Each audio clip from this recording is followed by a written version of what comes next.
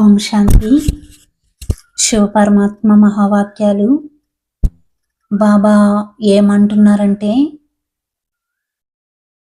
జ్ఞాని ఆత్మలుగా అయ్యారు కానీ జ్ఞాన స్వరూపులుగా అవ్వలేదు అంటున్నారు.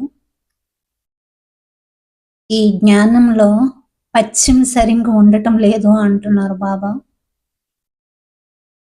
మరి ఏం చెప్తారు ఈ వాక్యం గురించి? ఇంకా మనం తెలుసుకుందామా మహావాక్యాలు?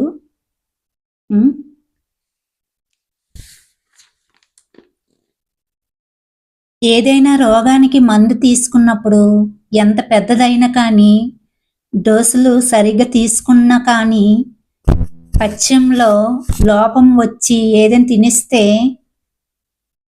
కేవలం మందు ద్వారా వ్యాధి తగ్గిపోతుందా?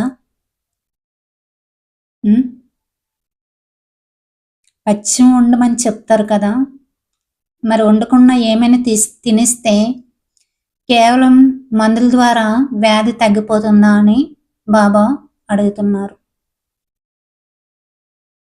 అదేవిధంగా ఇక్కడ కూడా జ్ఞానం అనే మందు తీసుకుంటున్నారు, మరి బుద్ధిలో త్రిప్పుకుంటున్నారు.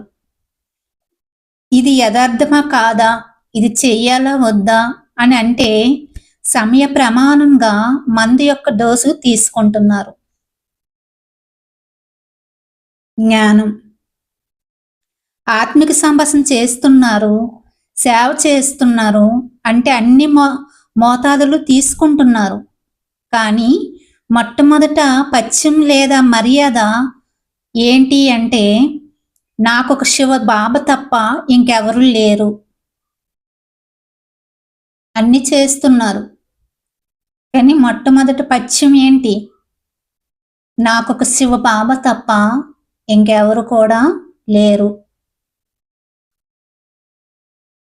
ఇది అనడం కాదు, అనుభవంతో ఉండాలి నిరంతరం కూడా అంటున్నారు బాబా.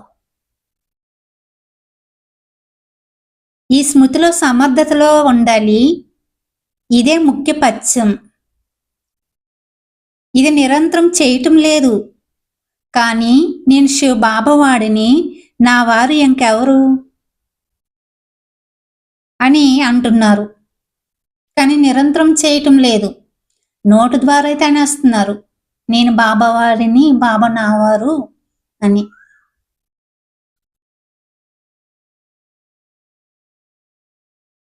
అయితే బాబా అంటున్నారు, కానీ ధారణలో మాత్రం స్మృతి స్వరూపం కావటం లేదు. ఒక శివ బాబా తప్ప ఏ వ్యక్తి, వస్తు, వైభవాలు, సంబంధ సంపర్కాలు, ఏ సాధనాలు స్మృతిలోకి రాకూడదు.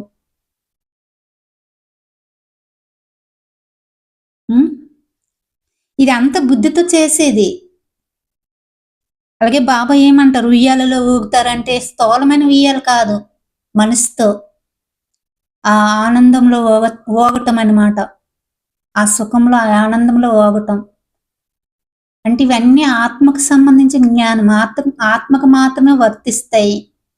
ఉయ్యాలలో ఊగుతారు,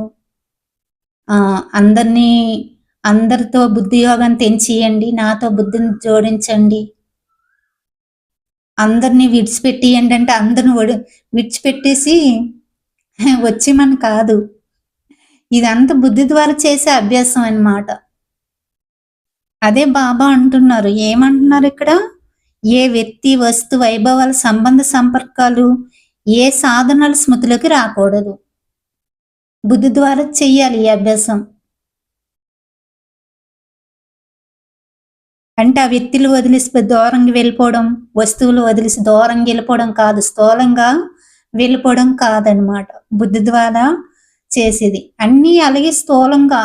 ఇది అందుకే బాబాకి మనం ఆత్మిక స్థితిలో ఉంటే ఈ ఆత్మిక జ్ఞానం అనేది మనకి అర్థమవుతుందన్నమాట.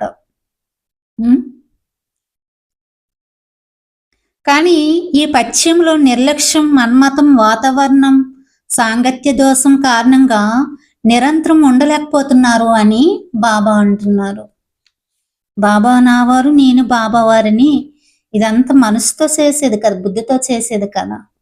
కానీ నిర్లక్ష్యం కారణంగా, మీ మతం కారణంగా, వాతావరణం కారణంగా, సాంగత్య దోషం కారణంగా ఆ విధంగా నాతో కంబైన్డ్గా ఉండలేకపోతున్నారు అని బాబా అంటున్నారు.